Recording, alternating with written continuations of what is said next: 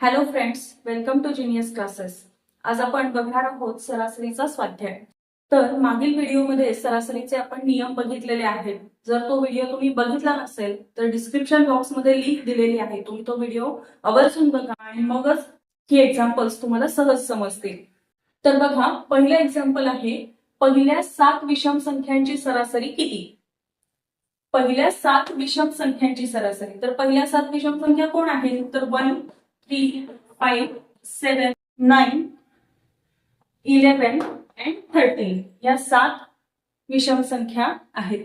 तर आपल्याला बघायचंय काय आहेत यांना आपण प्राप्तांक म्हणणार आहे. तर आपल्याकडे नियम आहे की जर क्रमवार सम किंवा क्रमवार विषम संख्या असतील तर आपण प्राप्तांकांची संख्या चेक करणार. म्हणजे एकूण किती प्राप्तांक आहेत? तर एकूण 7 संख्या आहेत, म्हणजे 7 प्राप्तांक आहेत.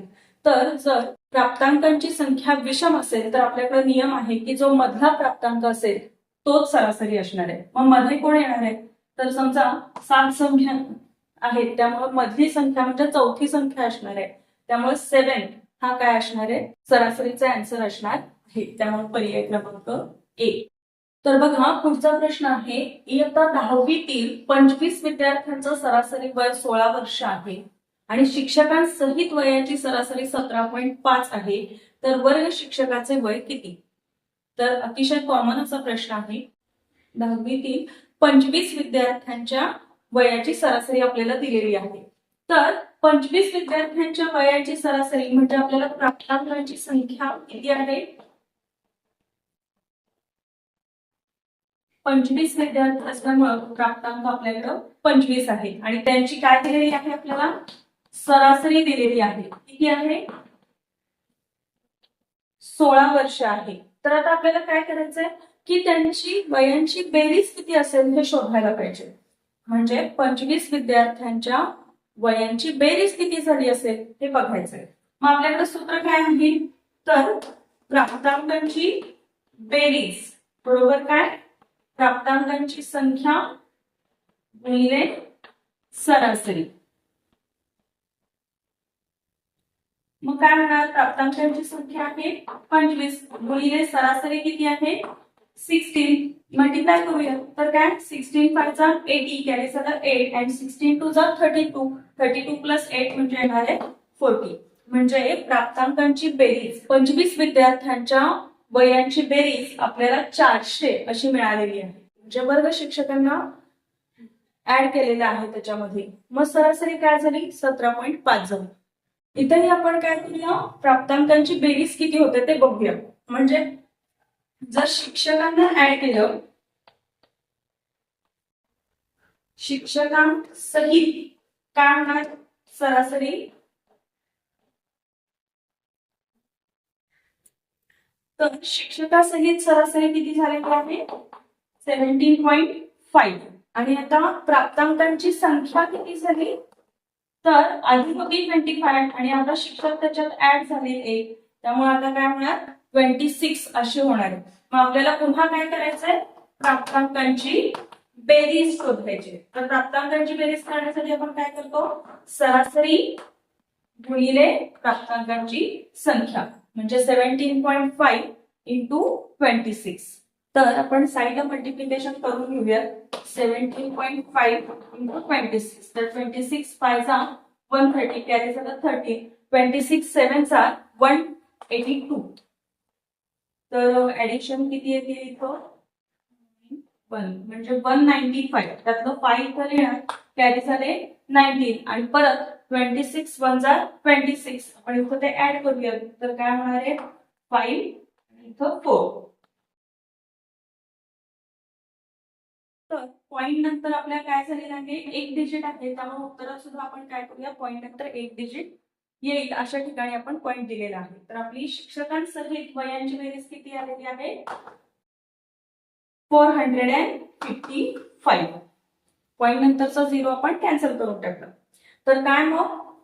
तर शिक्षकांसहितची बेरीज आहे ती 445 आहे आणि शिक्षकांशिवायची बेरीज आहे ती 400 आहे. तर आपल्याला काय करावं लागेल? शिक्षकांचं वय जर शोधायचं असेल तर 455 मधून 400 सबट्रॅक्ट करायला पाहिजे. म्हणजे आपल्याला शिक्षकांचं वय मिळणार आहे. तर सबट्रॅक्शन आलेली आहे 55, म्हणजे शिक्षकांचं वय आपल्याला 55 वर्ष, पर्याय क्रमांक 2 मिळालेला आहे. तर पुढचा प्रश्न आहे, अ, ब आणि क चे सरासरी वजन 45 किलोग्रॅम आहे. अ व ब चे सरासरी वजन 40 किलोग्रॅम आहे. तर ब व क चे सरासरी वजन 43 किलोग्रॅम आहे. तर ब चं वजन किती?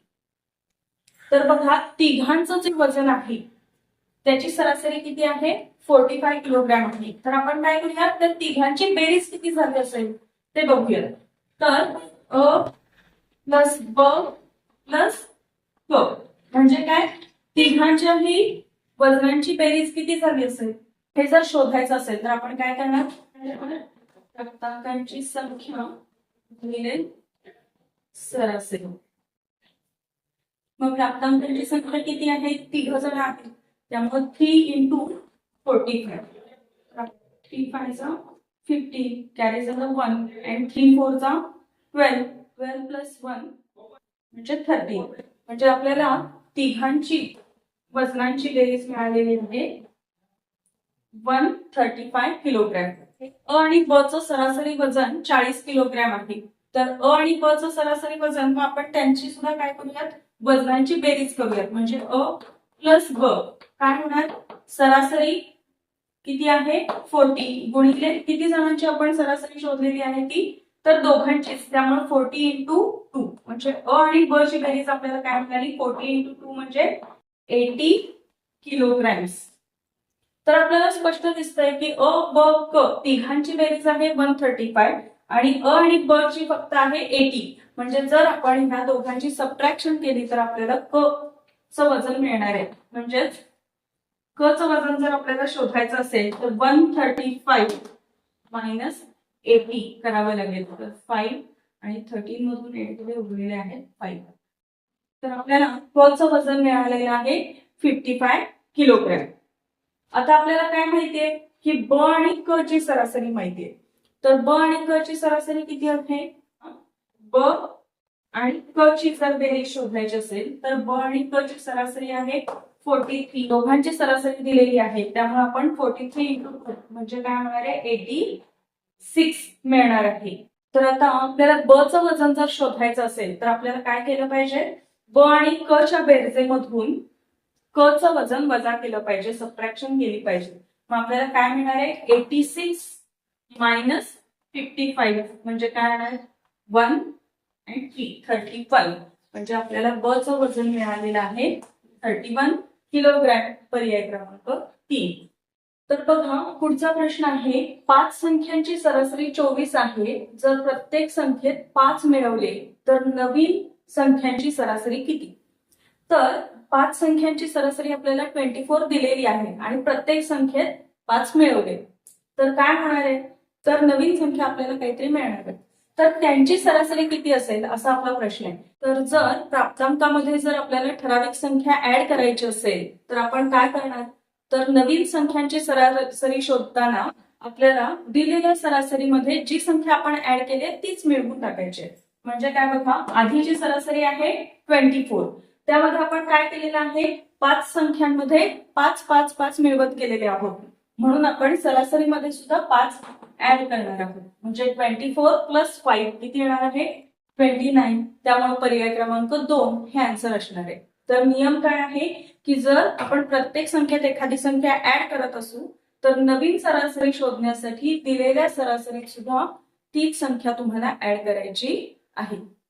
पुढचा प्रश्न आहे, 5 संख्यांची सरासरी 15 आहे आणि प्रत्येक संख्येला 5 न गुणल्यानंतर नवीन संख्यांची सरासरी किती? तर आता 5 संख्यांची सरासरी आपल्याला 15 दिलेली आहे आणि आता प्रत्येक संख्येला, प्राप्तांकाला आपल्याला काय करायचंय, 5 न गुणायचंय आणि नवीन येणाऱ्या संख्यांची सरासरी शोधायची. तर अशा वेळी काय करणार, दिलेल्या सरासरीला आपण दिलेल्या संख्येनं गुणणार आहोत. म्हणजे आधीच्या संख्यांची सरासरी किती आहे 15 आहे, 15 आहे आणि आपल्याला गुणायचंय कोणत्या संख्येनं, 5 न. त्यामुळे आपण काय करणार, उत्तर शोधण्यासाठी 15 into 5 करणार. तर 15 5 75. त्यामुळे आपल्याला आन्सर काय मिळालेला आहे, पर्याय क्रमांक 1. तर फ्रेंड्स, या व्हिडिओमध्ये आपण सरासरीचे नियम समजावून घेतलेले आहेत. तुम्हाला ते समजले का? कमेंट नक्की सांगा. आणि जर अजूनही तुम्ही आमच्या चॅनलला सबस्क्राईब केलं नसेल तर प्लीज सबस्क्राईब करा आणि व्हिडिओ जास्तीत जास्त लोकांना शेअर करत चला, जेणेकरून सर्व विद्यार्थ्यांना त्याचा फायदा होईल. तर आता पुढचा प्रश्न आहे, जर x संख्यांची सरासरी 15 आहे आणि त्यापैकी एक संख्या 15 आहे, तर उरलेल्या संख्यांची सरासरी किती? तर आता आपल्याला इथे सरासरी किती संख्यांची दिलेली आहे? x संख्यांची सरासरी दिलेली आहे. तर आपण सरासरीचं आधी सूत्र लिहूयात की काय? सरासरी बरोबर बेरीज भागिले प्राप्तांकांची संख्या. मग बेरीज किती असेल?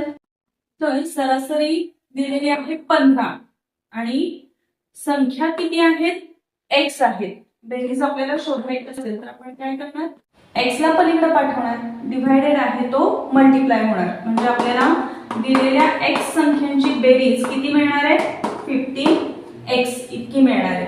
आता आपल्याला काय करायचं आहे? त्यातली एक संख्या 15 आहे हे आपल्याला दिलेलं आहे आणि ती संख्या सोडून उरलेल्या संख्यांची सरासरी शोधायची आहे.